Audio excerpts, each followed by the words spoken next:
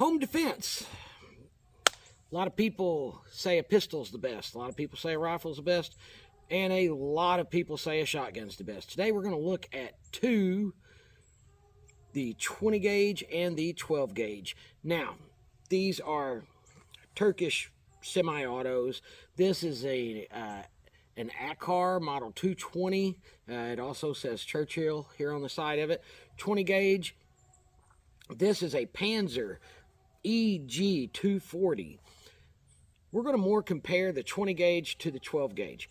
Now, I've got the ammo here at Academy Sports. It's Monarch. It's cheap stuff.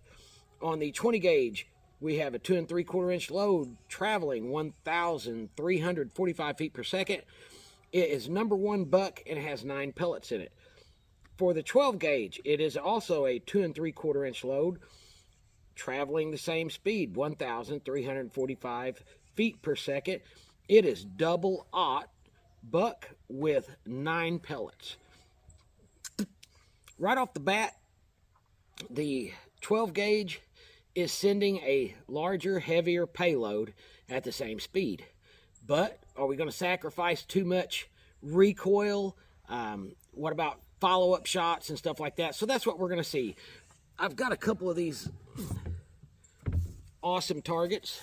They were actually boxes, but I cut the tabs off, so now they look official. They look like real targets. I'm going to put them up down there. We're going to shoot each one time from probably about 15 yards and just get a look at the pattern, and then we'll try to shoot each one twice as fast as we can. All right, I've got one round here in the 20 gauge. I'm going to get my ears on here.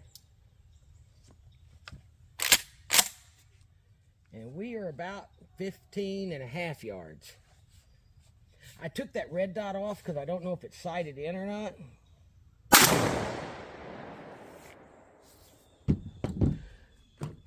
We'll go down and take a look at that. All right, we got 1, 2, 3, 4, 5, 6, 7 of the 9 pellets on target. The recoil wasn't bad at all. That Monarch really spreads out, though.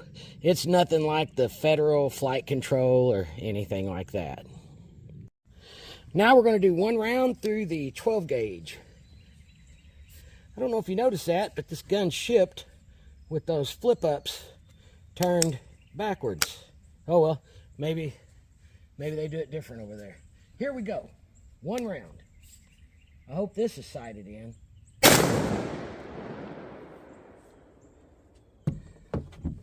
We'll go look at that. All right. 1, 2, 3, 4, 5, 6.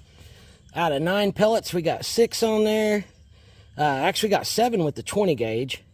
Neither one of them recoil real bad. They're both gas operated, but I think the 20 gauge is a little bit more recoil friendly. It's a lot lighter also. All right, I got 2 rounds loaded in the 12 gauge. So we're going to do 2 with it. Then we'll do 2 in the 20. If it doesn't knock it off that little target stand. Now I'm going to raise my shots up a little higher.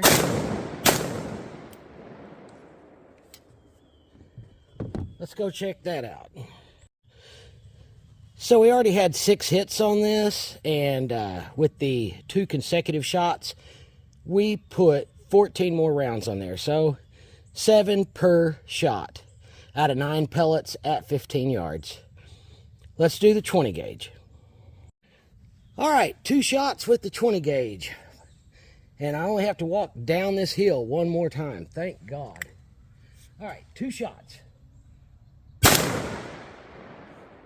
1 shot. I'll be right back. All right, so much for 2 fast shots. We're going to do 2 slow shots. I'm about tired of walking up and down that hill. Here we go. 20 gauge knocks it down every time. We'll be right back. So out of those 2 shots, I had 13 hits. So I'm just guessing one was 7 shots, one was 6. And I raised it up a little bit more here. You can tell that my first ones were down here. As far as I can tell, if either one of these is used in self-defense, it's a pretty viable tool. So if the Swedish bikini team comes to your house and tries to steal your virtue, I would say either one of these, safe bet to use. The one difference, the EG 240 is supposed to shoot light loads, where the Churchill or the Akar Model 220 does not shoot light loads. But anyway, there you go, 20 gauge versus 12 gauge.